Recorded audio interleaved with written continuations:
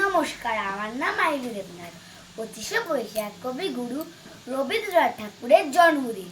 তার জন্মদিনে তাকে শ্রদ্ধা জানিয়ে আমি ম্যান্ডোলিন বাজিয়ে শোনাচ্ছি আমার নিবেদন আজই শুভ দিনে।